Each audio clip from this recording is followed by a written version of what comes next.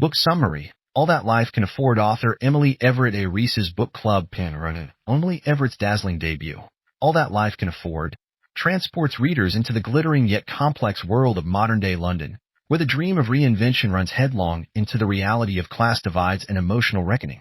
Drawing on Austenian themes of self-discovery, social climbing, and the dissonance between appearance and truth, the novel follows Anna, a young American woman desperate to rewrite her story in one of the most iconic cities in the world. Part 1.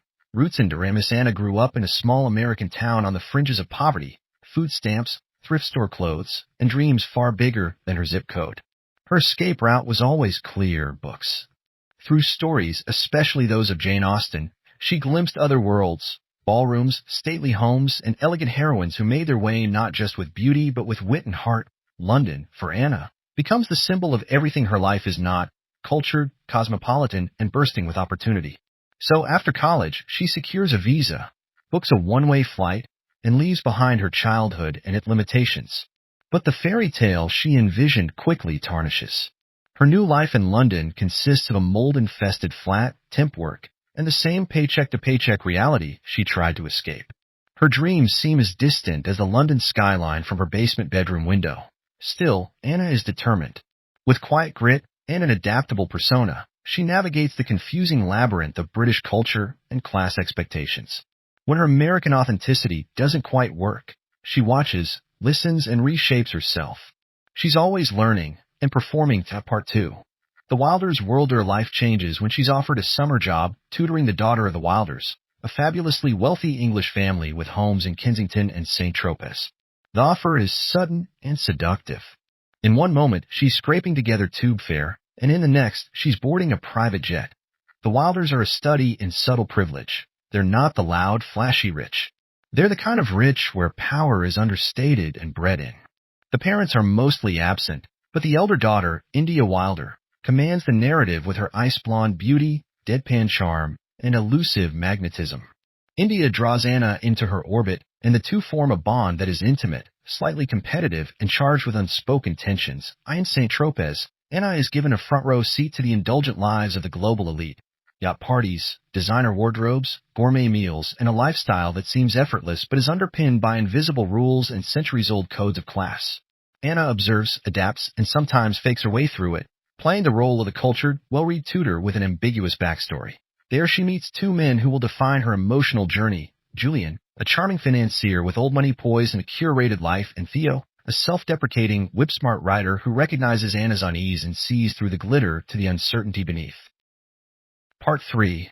Identity and illusion. As Anna is drawn deeper into the Wilders' world, the boundaries between performance and reality blur. With Julian, she has the chance to fully become the woman she's trying to be: elegant, desirable, and permanently elevated. With Theo, she is forced to confront who she really is and the cost of pretending. India remains a central figure.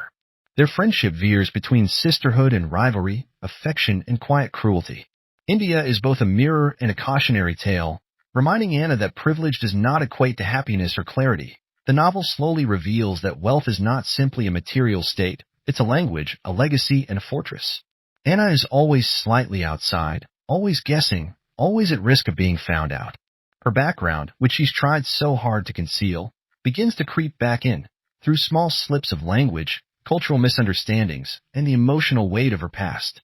She wrestles with guilt over her parents' sacrifices, over the version of herself she's silencing, and over the people she's leaving behind. Theo, whose own past holds wounds and complexity, challenges Anna to be honest, with herself and with others. His world is messy but more real. In him, Anna finds the potential for something grounding, something that doesn't require her to perform. But is she ready to give up the fantasy? Part 4. Euro and tensions mount when Anna's deceptions begin to unravel. A confrontation with India exposes the fragility of their bond. Julian's attentions start to feel more controlling than caring. An emotional reckoning with Theo forces Anna to confront the life she's built and the truth she's been hiding. The novel's climax comes not with a grand revelation but with a quiet decision. Anna must choose between the seductive illusion of a borrowed life or the messy, imperfect authenticity of her own. It's not simply about love or ambition. It's about self-respect, integrity, and finding peace with one's origin story. In a moment of painful clarity, Anna returns to London, not as a blank page, but as a writer of her own story, flaws and all. She finds work again, this time grounded in purpose, and begins to forge connections not based on pretense but mutual understanding. Themes 1. Reinvention versus authenticity. Anna's journey is one of self-reinvention, but Everett deftly explores the emotional toll of constantly reshaping oneself to fit in. The novel asks, how much of yourself can you leave behind before you become someone else entirely? 2. Class and privilege. The Wilder's world is lush, curated, and quietly oppressive.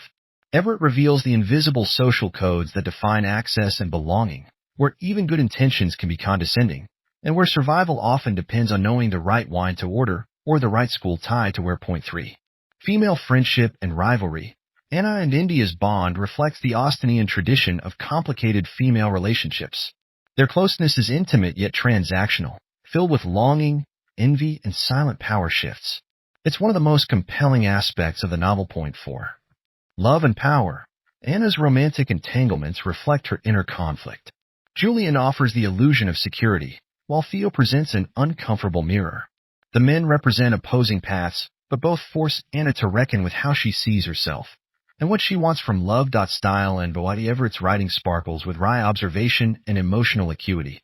Her prose is intelligent without being pretentious, and her heroine is as frustrating as she is endearing, a woman shaped by books, bruised by the world, and ultimately resilient. The narrative flows with the elegance of literary fiction but the pace and insight of contemporary women's literature.